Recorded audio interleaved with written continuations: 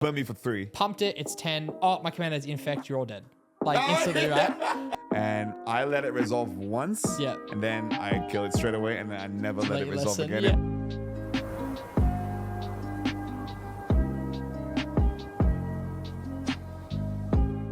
Welcome, Kingmakers and Queen Bees. We're so thrilled to have you along with us in our journey through the world of Magic the Gathering. You're watching / listening to the Cozy Magic Podcast, the coziest magic podcast around. I'm one of your hosts and wheeling and dealing so the pod doesn't attack me, Nigel.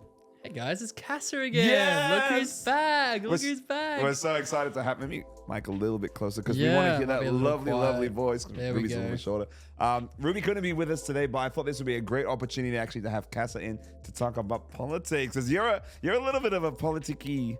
Maybe a little bit. A little bit. Yeah.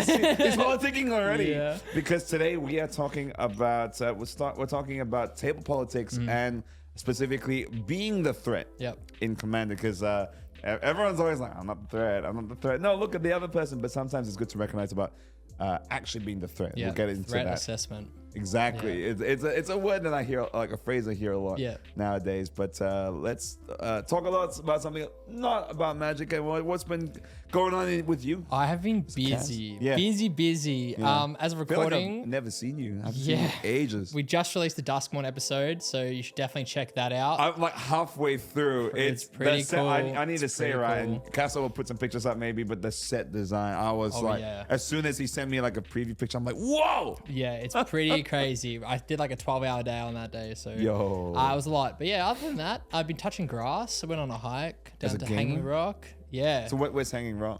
It's like an Those hour are out of familiar. Melbourne. It's really nice. It's probably only like a 45 minutes. It's not even really a hike. It's just like a big rock, you know. Is it like foresty? Is it like more deserty? It's very, very foresty, Yeah. very foresty. And you just climb like this rock formation. You go to the top, and we had a picnic at the top, and then we walk back down, and that's pretty much it. Yeah. How about you?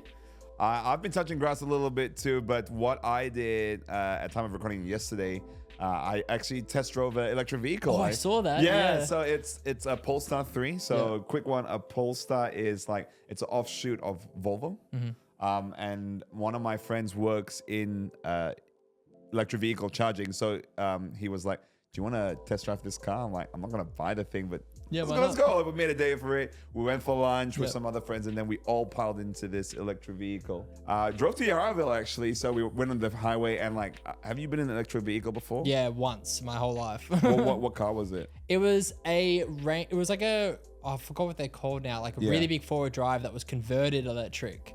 Oh, I filmed post. Yeah, I filmed a after. documentary on a company that converted old like Australian cars into I've seen that before. electric cars. I've heard about that. Yeah, because like all like classic cars, open the hood, it's just a battery. And so yeah, we did a test drive, and I filmed in one of those. It was Yo, really cool. that's kind of cool.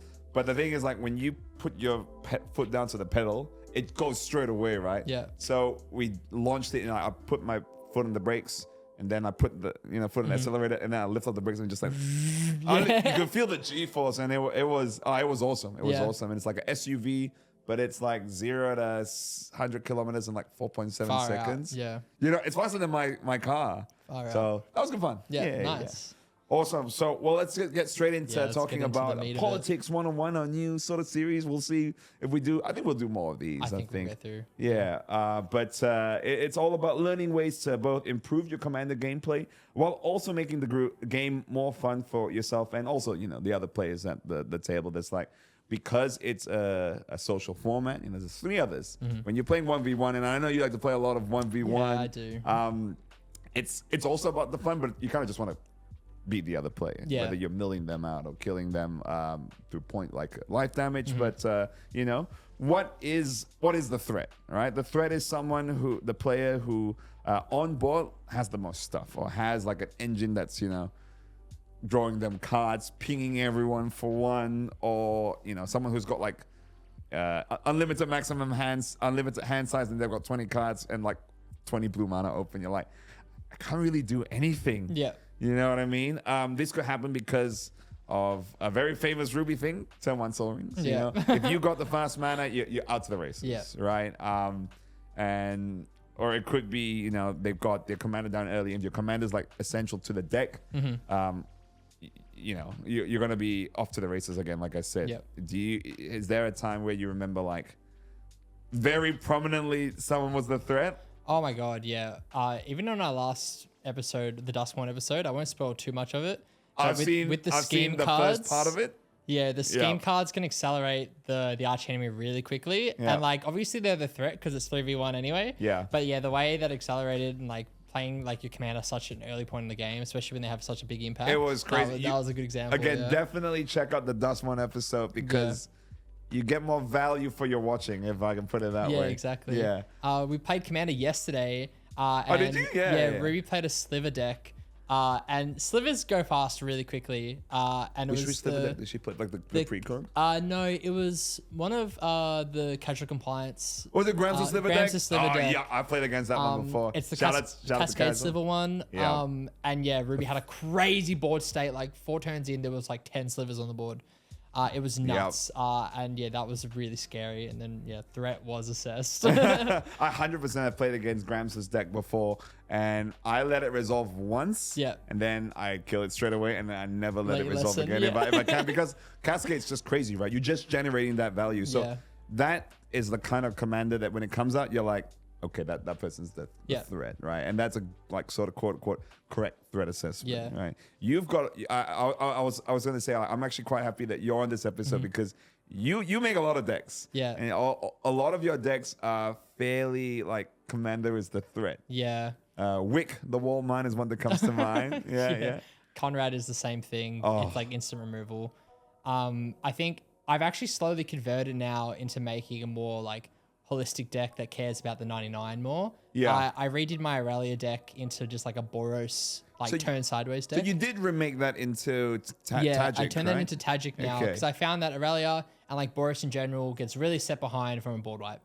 My friend had a really nice serialized Tajic that he sold to me for a very cheap price. Yeah, so I bought that and converted it because Tajic's prevents all non-combat damage done to my creatures. Yeah, so you can do all of like damage-based ones. Yeah, so like Blasphemy Sacks don't care. Like all my creatures are still alive. Ha ha ha. Yeah, so I've been doing that recently, but yeah, a lot of my decks I really like a commander that sticks out. You know what I mean? Like I feel like Wick sort of falls under the radar for a bit. Because people don't see how big people don't see how big the snail is until it's too late, and then it just explodes. And the thing is, like, if you remove the snail, you can either remove the snail yourself, or B, if you don't have the mana to do that, you're like, sweet, I'll just get another snail. Yeah, exactly. Yeah, so many shapeshifters. I know that. Wick's the threat. So whenever I can get out of here. Yeah. But you know, even if you've got the resources that you have, sometimes you don't have to deploy everything straight away, right? Because I think like when you're playing standard or where you're playing limited, it's kind of like if I have 5 mana and it looks optimum, I'll play the 5 mana 5/5 trample or whatever it is. But like when you're playing commander, sometimes the information on the table will dictate or like educate your plays a little bit, right? Yeah. So let's say, for example, turn 1 Soul Rings, right? We'll go back to that sort of infamous Ruby play. Depending on the cards in your hand, you could even keep that back, right? Let's say, for example, I'm just doing some very quick maths here. You've got a turn 4 play, right? If you drop a turn 1 Soul Ring, everyone straight away is like, okay, Casa, get him, get him, folks. But if you drop, I'm just doing the quick maths again. 1, 2, 3, 4. 1, 2, 3, 4. No, if you've got a 3 drop. You can play that 3 drop on turn 2 whilst playing the Soul Ring on turn 2 as well. Yeah, exactly. Yeah. You know what I mean? So like if you play that Soul Ring on turn 1, you're going to play the same 3 drop on turn 2 anyway. But a turn 2 Soul Ring is so much more innocuous than a turn 1 Soul Ring. Yeah. You know what I mean? Like there's so many times where you'd be like, the turn 1 Soul Ring player, maybe they don't win the game, but that's also because people think you're the threat straight away. Yeah, exactly. And I think like understanding like that level of sequencing where you can play like a card on like a card that costs 3 mana on turn 2 or whatever is way more important in a commander game when you're with experienced players. Yes. If you're with least experienced players and you play your Soul Ring, like you said, you're instantly the threat. And it's scary that way. God, I think like on our commander episodes we've recorded, like 50% of them have a turn 1 Soul Ring play. Because I know Ruby did 1, episode 2. 3 has the dinosaur deck has a turn 1 Soul Ring. Phoebe plays one, and then episode 4 there's another one in the second game. So yeah. Yeah, exactly. Far out. It was more than that. Far out. Wow, there you go. So it really does turbo out and it sort of like dictates the experience. Again, you're the threat sort of automatically. Yeah, 100%. Right? Another way also to, again, like kind of not be the threat is to, you know, play cards that give resources to other players as well, right?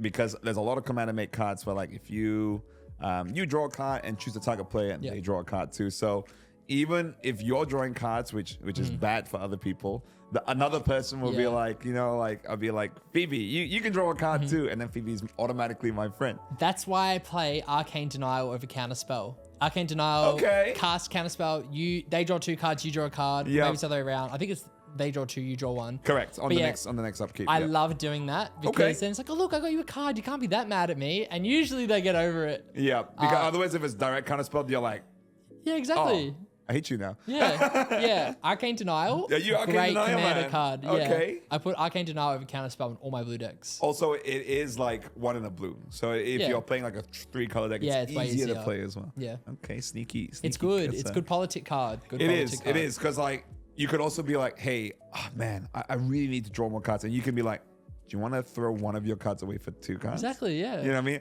Throw my rock in turn 7 for potentially removal, potentially someone else. It's good. I think it's a good card. Underrated. Yeah, I like Arcade Denial. I think it's good. All right, so look, you do want to play the game as well. You do want to progress the board. So, all right, you're the threat now. What do you do about it? Again, this episode's not really about not being the threat because you should really try to be not the threat, but like you should pick your moment. Exactly. Pick your moment right. So, but let's say you've done super great. You know, I've turn 1 Soul Ring, I've harmonized, I've done all this stuff. Engine the commanders out. I'm drawing cards. I've board wiped. All my stuff is indestructible. Yep. What do you do now? Right. What do you do now? Maybe you sort of tell me about a time or like one of your decks where you're like, you were the threat and like what you sort of did. Oh yeah, it definitely about see. That. I think the biggest thing about Commander specifically as well is there's a lot of finger pointing, right?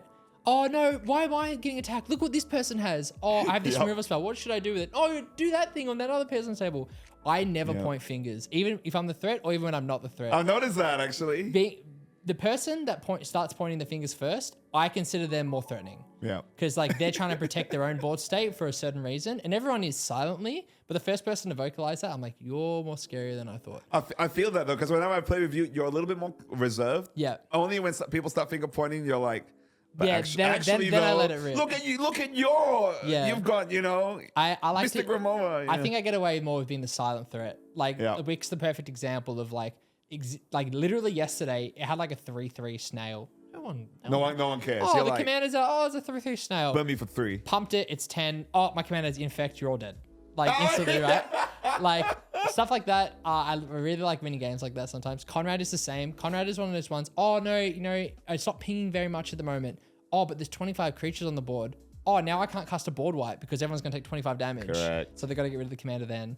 And like Conrad's a very good one where the deck very specifically wins off like a very big spell like Morality Shift or correct. Don't worry about it. or like Breach the Multiverse or something. Yeah, because you're just milling a bunch. Exactly. Then you're returning cards as well, so there's like both portions of Breach. Exactly. And if you're in mono black, you don't usually have a lot of access to mana. And if you do, you've got a Cryptghast or that other vampire, which does the same thing as Cryptghast. Taps for swarms, yeah. So but for double. If those are on the board, you're automatically the threat anyway. And I have to just like be as silent as possible because it's like, if I lose my Cryptghast, I'm useless for the whole game. Okay, so you're kind of, when you're the threat and you recognize you're the threat, you'll be like, play a Cryptghast. Pretty much, yeah. Put my cards like face down. I won't even look at them. Yeah. How about you? What do you do when you're the threat? Because you have a lot of games where I feel like you'll win out of nowhere, but it's just because I didn't properly assess your board state. So when I notice I'm the threat, that I'll do like one of 2 things normally. I'll do either one, actively say that I'm the threat, and I'll be like, guys, I admit it. I'm gonna try and win. Yeah. Right. I'm gonna try and go for the win. Even when people like say, all right, I've got like Assassin's Trophy. What's the? Oh, I'm very open about that on my side. Yeah. Yeah. So like what? And then people will be like, what's the worst thing on the board? I'm like, probably my Portal to Threats. Yeah, exactly. Do you know what I mean? And like people sometimes will be like, okay, fair enough. Otherwise, second, I can also, because I've got cards in hand sometimes, right? I'll have hidden information and I'll be a little bit more quiet as well. and I will still admit that I'm the threat, but I will be like, based on the information on board, you should kill this thing. But actually in my hand, I don't care if you kill this thing because I need this other thing to combo off. Yeah, exactly. So there's sort of ways to go around it. But like, which will bring me to my point, like when I'm the threat, I will normally accept I'm the threat. Yeah. Right? Sometimes telling everyone you're not the threat when you have a full board and like a full grid makes everyone be like, you're downplaying it. Like, what are you, like, we know you're the threat. You're at 70 life, Yeah, you know, exactly. like, let's be real here. I think a really big thing about understanding threat assessment is health total doesn't always mean you're the threat. It's not. I play against a friend who has a really strong Voltron deck, and the Voltron commander always gets lifelink, right? So I'll swing him for 30. He's sitting on 10 life. Oh, you know, I'm not the threat anymore. No, because on his next turn, he gets another 30 life back. Yeah. So understanding life gain decks is really deceiving because people will really, really ignore life gain as like a mechanic on someone else's turn until, they're back up to full life again. Correct. You always need to assume on a life gain deck, they're always going to have about 15 to 20 more life than what you're going to expect on their And next then like turn. it depends on what they do with that life. Exactly, Right? Like if they're just gaining a bunch of life, like we have a friend in Rango who's got a life gain deck and kind of sits around and doesn't do anything, but sometimes it just be like, you're dead now. Yeah, exactly. Because like of attrition and things like that. So I think he put Aetherflux Reservoir in his life gain deck as well now. Don't tell him about that. Another thing you can do, like when you're the threat, is to turn someone into an ally. Yeah. Right. So, you know, or even neutral could to be like, hey, like, I know I'm big, Casa. Let's be cool. I'm gonna focus on Ruby first. Yeah. Let's be friends in that sort of way because a 3v1 is significantly harder to come to like fight rather than a 2v1 or 2v1v1 or a 2v2. Yeah. You know what I mean? So that part of politics is pretty important as well. I think it depends on like what type of commander you play sometimes. Yeah, I agree. If you have a commander which is a very symmetrical game strategy where you're knocking out all three people at once, whether it's like toxic or like it's not gonna work that way. Or like pinging or draining, a lot of them is very symmetrical. Wick's another one, you blow everyone up at once. Yeah. It's really hard to convince someone to like you. Correct. If it's that kind of deck, it's a little bit harder. Yeah, but sometimes, depending on the commander, you can get away with it. Yeah. I think commander very specifically is an interesting format for like threat assessment politics because the commander sits in the command zone, so it's like known information. Yeah. So sometimes people are the threat before they play the commander just because of the understanding of what happens before it even hits the battlefield. Yeah. Whereas like if you play standard or limited or whatever, like until you're like deeper into like a best of 3 scenario, you're not really going to know what an opponent's threats are and like how to assess them properly. Yeah. I mean, especially if you're playing like limited, I think, because like even more so, you're like, I know you're playing black and green. I don't know if you've got Valgavoth. Exactly. I don't know if you have any res at all. Yeah. Do you know what I mean? So yeah, that's a good point as well. 100%. I think that's where like famous threat assessment quote, Bolt the Bird. Yeah. It's just as so Bolt the Bird. I'll explain very quickly for our friends out there. There's a very, very quote unquote non-powerful bird called Birds of Paradise. It's a 0/2 flyer for a single green mana that is flying. Great. Again, it's a 0/2. Can't do any damage on the half of it, and it just a tap at 1 mana of any color. And the expression Bolt the Bird means I'll play Lightning Bolt as an instant to deal 3 damage and kill the bird. Yeah. Why do we do that? And you kill the bird before it enables a larger threat. So, the bird, it's only 0/2, it only makes mana, who cares? And then all of a sudden on turn 3, they're tapping for a ginormous creature. Yeah. It's on the board, it's too late now. Put something in the bin, reanimate it. Yeah. You know what I mean? You can do all that. You just need 3 mana or whatever to do that. Yeah. Yeah. That is the threat assessment. So you're the threat. Again, the threat's been assessed and that's you. Play defensively. If you've got a 6/6 flying trample, you could go and whack someone else, but that's a big blocker. Yeah. That's a big blocker as well. Big deterrent, especially like Death Touch as well. Death Touch is a big deterrent for a lot of people. I was gonna say a lot of newer players see Death Touch and they're like, okay, I guess I'm good. I don't really want to do anything. Exactly. A single 1/1 Death Toucher can prevent so much. Yeah. Right. Especially if like it's again like a Voltron deck, right? I have a 25 trample. I could kill you, but you could Gamblock and kill me with Death Touch. 100%. Yeah. So playing defensively, I think having blockers out, like when you're about to be the threat, create a couple tokens, right? Have a reacher, have a flyer in the air, hold up removal. I was gonna say my next point is playing reactively. When you're the threat already, you've got a big board, you've got enchantments, you've got an engine on. You don't really have to keep dumping stuff. Yeah. Right, because Commander is the format where you see like a lot of board wipes. So instead of, even if you don't have anything, I'll play my island. I've got 7 mana. I won't make attacks. I'll pass the turn. That is so scary. Yeah. Right? How many times have you played against a deck and they just pass the turn? You're like, oh man. Yeah. Oh man. Like here's something coming. Even all the time. Even like in all formats, not just Commander. Not just Commander. Yeah. I think understanding open mana is a very scary thing. I always, especially if I want to turn where I think that I can win, I'll be like, all right, guys, who's got untapped mana? You ask straight away. Yeah, and if people are, I'll be like, oh, maybe I don't send it this turn. I'll wait another turn. Or you like test it with something to see that you can draw it like a counter spell or draw out a piece of removal. Yeah, I love doing that. I love doing that in standard where like I'll play like a very, very fast deck, and if an opponent untaps and passes, I'll bait them with really smaller creatures. Yeah, to see, and then you see like you see them like you play on the stack and they're like thinking. Exactly, you can say like I'll swing first and then play like everything later on as well. That's another thing. Like playing reactively. Like if you're playing a deck, a commander deck, any deck that can play on the stack and play instants very quickly, play everything in your second main phase. So advantageous if you can play things instantly. Exactly, just play them in your second main phase. Play them on other people's turns. Yeah, exactly. You don't need. Everything doesn't need to come down in your first main phase, not even land. Yeah. Like it's not as important as you think. Like there's a lot of flexibility. There was like a game I was playing where I had a tapped land in hand. I haven't played my land, and I played it for turn, and it tapped.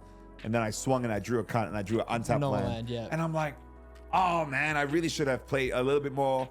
Like I didn't need to drop that land, and I actually needed the mana to win that turn, and I didn't win that turn. Far out. So, but that's just like you don't have to show your hand too much, especially when you have card draw and stuff like that. Yeah, they're the difference makers in 1v1s for sure. Yeah.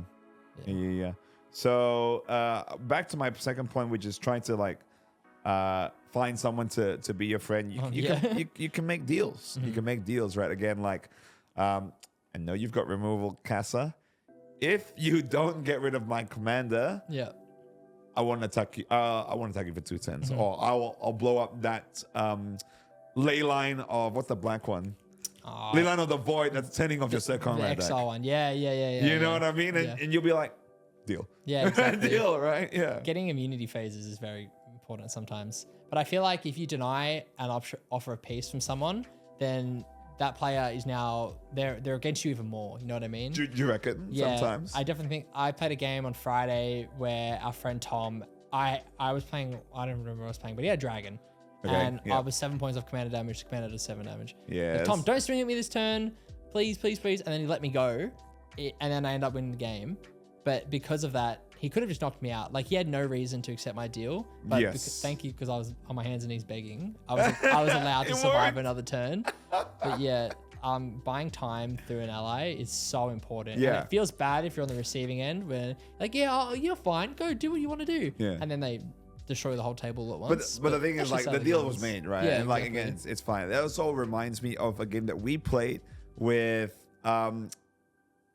Casual Compliance. It was Chili. Yeah. And then also Get Commanded, it was James. Yeah. And there were you were playing Wick. Yeah. I was playing the land one. Jor-El. Yep. Chili was playing Orva, the mono blue, I'm pretty sure. And then James was playing the famed Tornos, the Tornos deck. He had a Lux Cannon and could get rid of my commander, and he knew that I could whack him. Yeah. And I said, please, if you don't get rid of commander, you'll make it to your next turn. And you won that game. And I won that game. And I won that game. Yeah. So it was necessary to politic in that sense. Because if you got rid of my commander, I'm like, great, I'll cast my commander again, pass the turn. Yeah, exactly. So it was so important for me to make that deal. Because I was very clearly going to be a threat. But I needed to make a deal with probably the most powerful player at that time. At that time, I think. Yeah, so make the deals, when you can, of course. Okay, and again, some people don't like to make deals, and that's fine too. Yep. Another thing is when you're the threat, try and win the game. Try and go for the win. And it doesn't have to be the turn you're the threat, because sometimes you've played Valgavov, that costs 9 mana, whatever it is. You can't swing at him this turn. Sweet, but when you can go for the win, like don't prolong the game. Try and go for the win, and it's just players are happier to sort of lose if it's sort of like all at once as well. Yeah, exactly. Then scoop play another game. Yeah, and also like if it's all at once. So like if it's weak, infect damage, oh, we're all dead. Sweet, let's play another game. Yeah, exactly. If you sort of takes one person out, and sometimes you do need to, focus down the person who's not the threat, but actually kind of is because he's got a commander that does 7 damage and you're on 40 points of commander kind of thing. Sure, but like if it's like a 3-person KO, it doesn't feel as bad. And it feels better if you win that way. Yeah, it feels better if you win that way. I like to try and if I have the resources, if I'm playing the deck that can deal 20 to everyone at the same time, I think it is better to win that way because it less feels bad. Yeah, exactly, 100%. Yeah. Another thing is when you're the threat is to study the board. Yeah. So, man, Commander is such a messy game in the sense that if it's turn 7, 20 permanents there, 20 permanents there, 10 permanents there, 20 permanents You can't remember what everything does. You can't, but I think a lot of Commander players tend to, or maybe newer Commander players tend to focus just on once their board state, and then they're like, oh, what's that do? What's that do? And they sort of overcommit, and they don't see that permanent that can like what's kind of tap destroy a thing. Yeah. And you're like, shit, I didn't cut. Whoops, cozy. Yeah. I didn't calculate for that. Yeah. But when you're the threat, like I've got the mana, I pass it instead of looking at my cards because I know what's in my hand. Instead, what I can do is I'll study what Phoebe's got on her board. I'm like, right, they've got dinosaurs there. I need to deal with that, and sort of use other players' turns to, instead of politicking, to sort of formulate a game plan of what, based on again the information that's available to everyone. Yeah, it's easier in like 2-player formats because you just like look at my board, look at your board. Yeah, but I think, and you're making a decision for yourself in those games, whereas on Commander game, you're making a decision for the table. You're right actually. Yeah, and sometimes like. You'll make a decision which will benefit the table, and then no one will, like you've committed your resources to help the table, and then if no one respects that, and then all of a sudden you're falling behind. Sometimes there are times where like I'll have removal in my hand and be like, I don't feel like helping the table. Everyone can suffer together a little longer. You know what I mean? Like correct. It doesn't. You can use your removal. I'm going to keep it just in case someone else plays exactly. something. There are definitely times I feel like there's been a threat on the board, but if everyone's suffering together, I won't care about it as much. Yeah. Until there's a point where I'm like, okay, this is enough, or now you're really fucking with me. Cozy. now you're really messing with me. It's like, forced to play the Arcane Denial or whatever. Correct. So like, for example, like something will ping everything for 5. You're like, I'm on 30. Yeah, it's fine. Yeah. I'm on 20. It's okay. I'm on 15, it's okay. I'm on 10. Okay, now I'm going to start thinking about whether I want to remove that thing. Yeah. But the thing is, if you remove that at 30, you've lost that removal spell. If you wait a couple turns, someone else might have removed it for you. What if they're at 7? They're like, I don't want to take 5. Bugger that. And if they're removing something to enable their board state, then I can control their board state. And it's really, Command is really difficult like that. You can't think about it too hard at the end of the day. Because everything is like, it's all hindsight. Your brain will explode. But having a good grasp of what's on board, how many cards people have in hand, like look at the decks they're playing, like what is it? Is it a very blink heavy deck? So there's no point if I try to remove it. Do they play a lot of removal? Do they play a lot of it's good to study it that sort of way. And lastly, if you're the threat, that doesn't mean you're the only threat. Yeah. Correct? There's so many how many games have you played where it's like, I'm doing well, but also Tom's doing well. Yeah. You 100%. Know? And you'd be like, Casa, Ruby, let's gang up on Tom. Right? Let's get rid of him because I'm pretty scary, but I think he's like they're scarier. So again, politics comes into play, and you threat assess. I am the threat. Yes, but I also assess that Tom's the threat. Sometimes you're in an interesting position because if you're a threat and another person's a threat, people don't want to gang up on you because then you can't help them knock out the other threat. Yep. So being able to convince the other players that you can help them take down the other person that's a threat is also really good. That happens a lot in my games. So I feel like my board state's equally as bad as someone. I'd be like, all right, guys, if you get rid of me, then who's going to deal with that? Correct. And then that's like my line to be like, all right, now let's 3v1, Well, if it's a 4-player game, again, I'll use Tom. Tom needs to consider if he can take all of us at the same turn. If not, if he wipes this person out, he's ready for the crackback, and then we come in. So don't get rid of me, because if you don't get rid of me, we can tackle Tom together. Yeah, exactly. That kind of thing. Yeah. Awesome. Well, again, like being the threat is all about assessing the table, and again, people's reactions to table politics can vary, right? You know your pot the best, you know your play group the best. It's good to sort of understand who's amenable to making deals, who's, you know, a little bit more susceptible to, you know, good deals. Yeah. Who breaks deals, I think, is also very important. I can't remember a game. I can't remember the last time someone broke a deal on me. Yeah. Yeah. That's rough if someone breaks a deal on you. Because for me, it's like, I'll never lie about deals that I make. Yeah. Because why would I ever trust you again in the future games, Exactly, right? yeah. And the thing is, if I made a deal and it's bad out for me, it's sure. Yeah, exactly. I lost the Commander. game, It's just Commander. You know, I think it's so much fun. And again, like, you know, if you're playing CDH or you're playing with a pod that likes to backstab and stuff, sweet. That's up to you. But if you're that's a decision for your table. 100%. But if you're playing, like, you know, with not randoms, like new friends at LGS or like a convention, maybe don't break deals. But like you sort of, if it's in your own play group, you sort of know who's sort of happy to do that. Yeah. And when being the threat, it's important to know how to be a good villain, a good threat for the enjoyment of the entire pod. So lesson over for Politics 101 today. Hey, hopefully you folks learn something to sort of take back to your own pods as well. Before we wrap it up today, this episode should release the week before PAX Australia. Yes. And we're very excited to say that Cozy Magic has got a couple things going on. Oh so my God, we're all going to be there. I know I'll be working PAX myself. Casa's very busy with his, I don't know if you know, but Casa edits videos, produces all of our content pretty much. Photos, photography. I was going to say photography. So you do a lot of cosplay photography, event photography, and all that stuff. So you'll be busy doing that. Ruby's going to be very busy as well. Obviously being a creator outside of Magic, but also inside of Magic. I'm sure Castle will put the links of the 2 events that we've got confirmed going on. Three. Yes, that's it could be 4 by then. It could be 4. We could definitely talk about them by then. And if not, I'm gonna bleep them.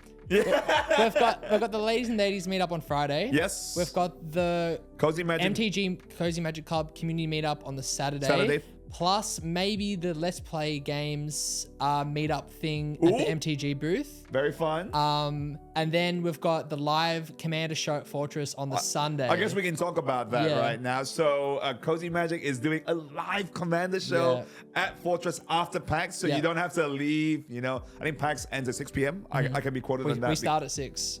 Yeah, exactly. So at 7 p.m., I'll say it now. If it changes during that time, sorry, but put it there. But I'll say it. I'm going to be one of the guests playing, so I'm very excited for that. Of course, it'll be Ruby and 2 other friends who'll be doing that. So definitely come to Fortress to watch that. You don't need a ticket or anything. No, it's free. It's Mana on Tap. They're just doing it on the Sunday night instead. So there'll be tables, there'll be lo-fi music. It's meant to be like a wind-down space. So yeah, it should be fun. Because PAX is going to be a big weekend. But definitely check out the links of the things. We'll be so happy to meet you there. Maybe we'll got a couple of things to give away if you know, Wizards loves us. Yeah, enough. Got a lot. But we've got a lot to give away. yeah. Good. Come see us so we can meet you and give you things. Especially if you know you follow this since the start. You know, we've got a Discord which you should join. We'll tell you where we'll be. We'll have alerts if we can sort of program that in the Discord to be like, Friday, ladies and ladies, meet up on Saturday and things like that. So definitely join the Discord if you can, and we'd love to see you at PAX Australia. We'll be there. But thanks so much for tuning in, folks. Thanks again to Rex Studios. I feel like it's been forever, but it keeps growing and growing. More things going on here at Rex. Awesome. You should check it out. Casa, I'm going to thank you in advance for editing. For editing all this. We saw like... you're going to edit anyway. We saw a ton in this episode. We did. So cozy. But thank you for that. Tell us what tips you folks have about being the threat, about threat assessment, how you sort of play as the powerful, quote unquote, arch enemy. I always say arc. You say arch enemy. It's whatever. Hey, English is hard. Thanks for watching, folks. You should follow Casa on everything, on all the socials. And make sure to follow Nigel on everything. And follow Ruby on everything. Follow Cozy Magic Club on everything.